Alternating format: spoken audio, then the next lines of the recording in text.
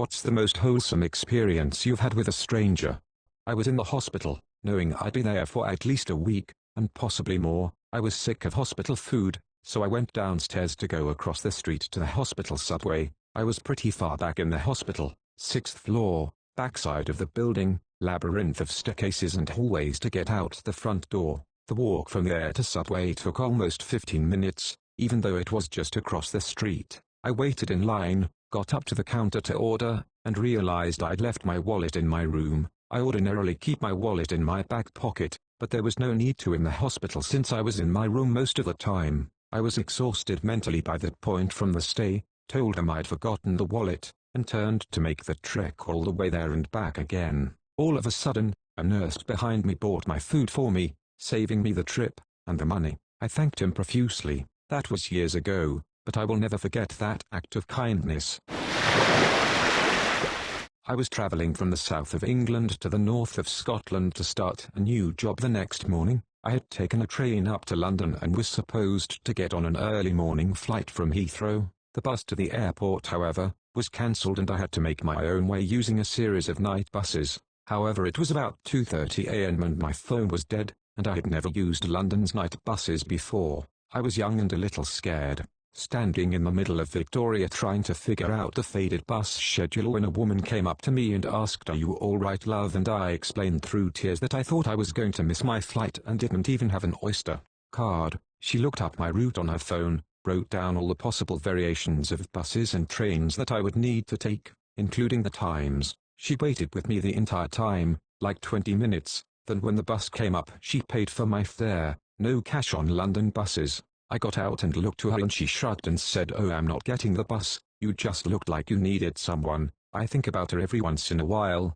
and I'm incredibly grateful for her. Edited for clarity. I love the "Are you alright, love?" I totally heard that in an elderly woman's kind voice. I know, right? She was actually a fairly young black woman, maybe like 30-ish, in professional office-type clothes. So for the life of me I have no idea why she was there at 2:30 a.m. but I'm very grateful she was.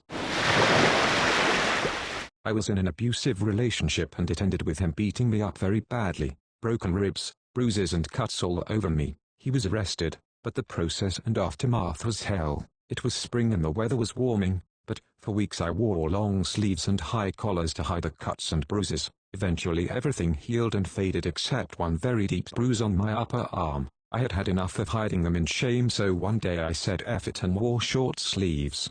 I was standing in line in Walmart and noticed this rough biker-looking dude staring at me. I thought he was checking me out or whatever. Then he asked me how I got that bruise on my arm. I stumbled answering and he outright asked, "Did somebody hurt you?" For some reason I decided to be honest and not lie in shame, so I said out loud, "Yes, somebody hurt me." He looked at me and in the kindest voice said, "You did not deserve that. Whoever it was will get what's due to them one day." For some reason, that was a turning point for me. I knew then that I was going to be okay. I knew that no matter how things turned out legally, that I was going to be okay. I never saw that man again, but I honestly think he was an angel sent to give me a message. Of all of these, this is the one that finally made me cry. I had an abusive ex who once slapped me across the face in a grocery store, the first time he ever hit me in public. When I looked up there was a guy standing at the end of the aisle staring at us with his mouth hanging open in shock. He quickly moved on to another aisle, but I always wished someone would have said something. "I'm so glad you had your angel. I hope you're doing great now."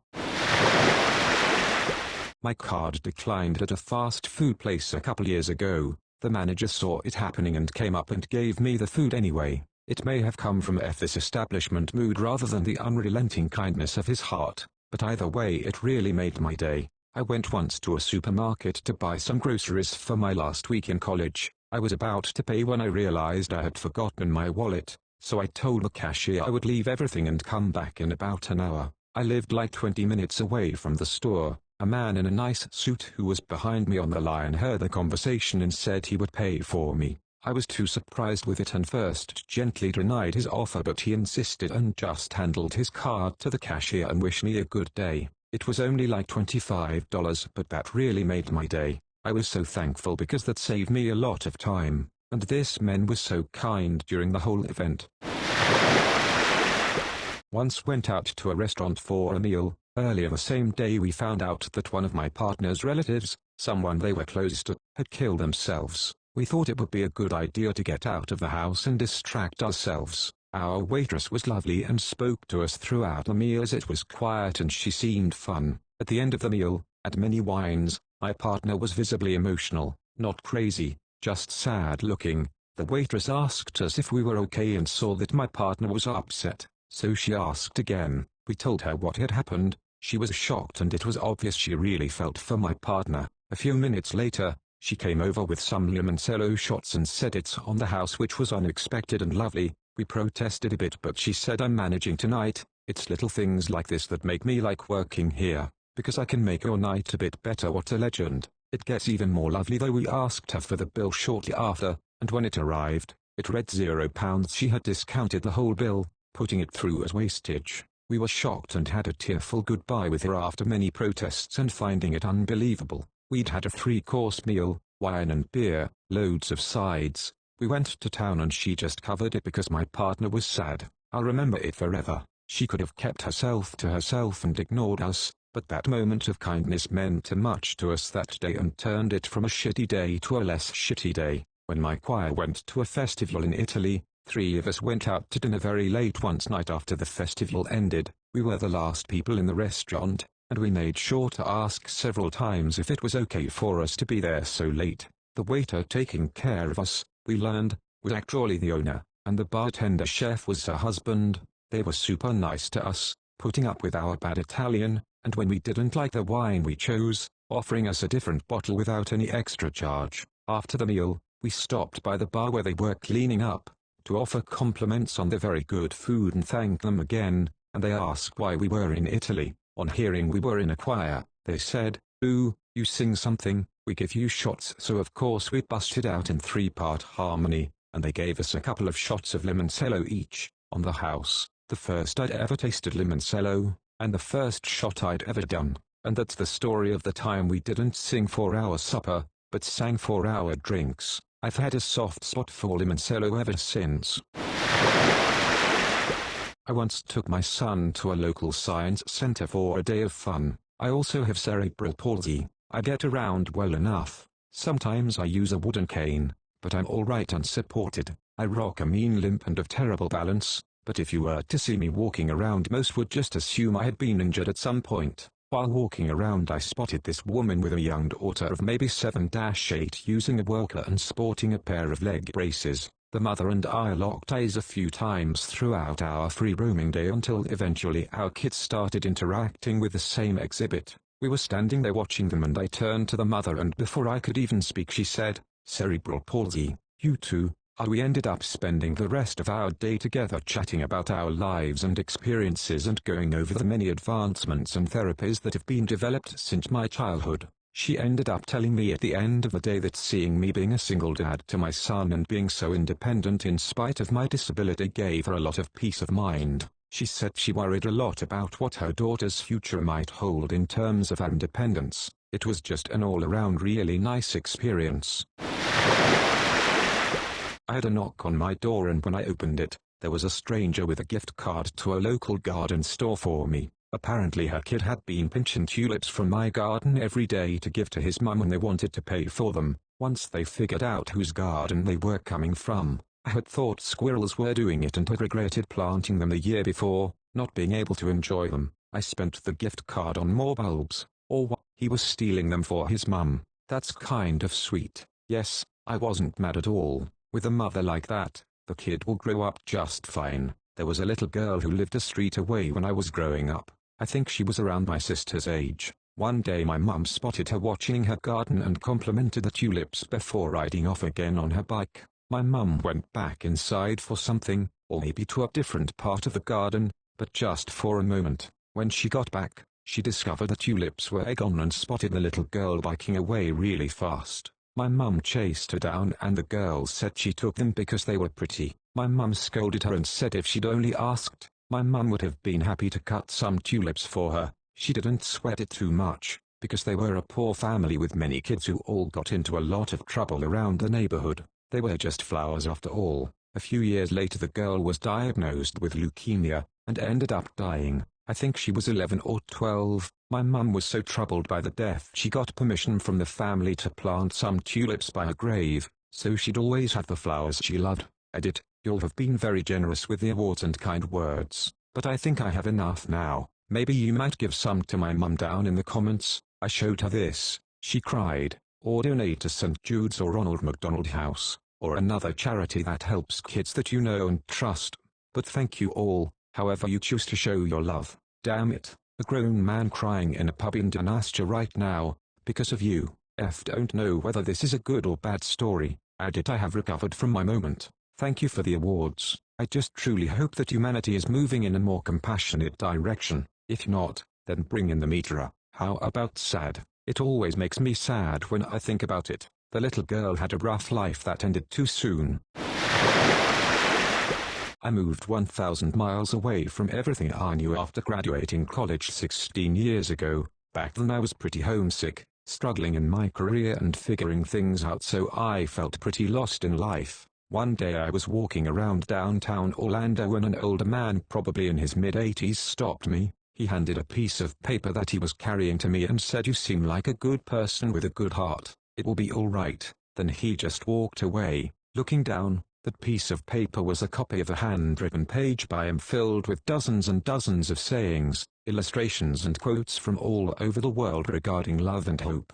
Tears came immediately and I put it away to read later that day. It stayed on my wall in my home for the better part of 10 years until I moved again. Now it's been 16 years since then, and sure he's moved on to the next world by now. I still have that page, take it out occasionally and think about that wonderful man from many years ago who taught me about pure and genuine random acts of kindness right along with love and hope. He was an absolute blessing to me and to our world.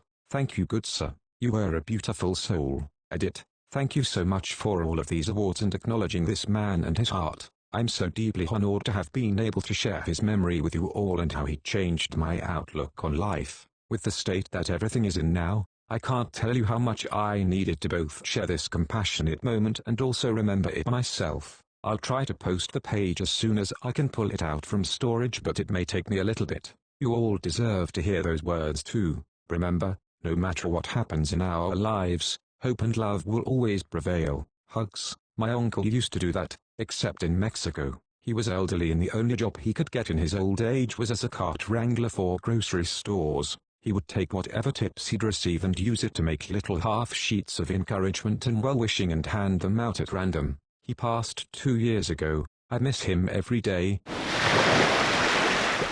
I was in London and was supposed to be flying home that day. Walking down the street with my 2 suitcases towards the tube station nice and early on my way to Heathrow with plenty of time. Silly me didn't realize that when the signs said there is going to be a tube strike on the day you fly home, that means the tube is completely closed. I thought it just meant delays or something. I don't know. I start walking toward the bus station a few blocks away, desperately trying to come up with a plan B. A young man comes up to me and offers to help carry my suitcases. He asks where I'm going, and I say Heathrow, which is an hour away at this point in time until my flight is running short. It starts raining. He says you'll never make it there on time on the buses. He calls me a cab, then finds a little awning where we can sit and wait for the cab and stay out of the rain. He lets me use his phone to transfer money to pay for the cab. Mine didn't have service outside my home country. We just sat and chatted for 30 minutes waiting for this cab, and he made me feel so much less panicked.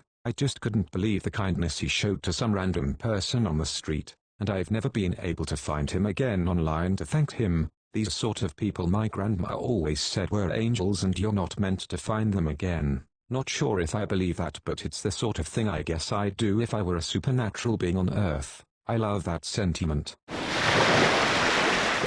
This happened when I was around 9 or 10. I was out riding my bike with my mum, and halfway through the trail, my bike breaks down anyway. We couldn't carry the bike back home since it would take hours, so we were just stranded in that field. There were a few people on the trail who saw our inconvenience, but either they didn't have any bike knowledge to know how to fix it, or they couldn't be bothered to care. At least an hour had passed before this old man, and I mean like real old, he looked to be around 80, approached us and fixed our bike free of charge. He got his hands down to the grease, and eventually after a few minutes I could start pedaling again. I thought that was a really wholesome moment, his kindness and coolness to our situation, and that's why this memory sticks to me, I guess.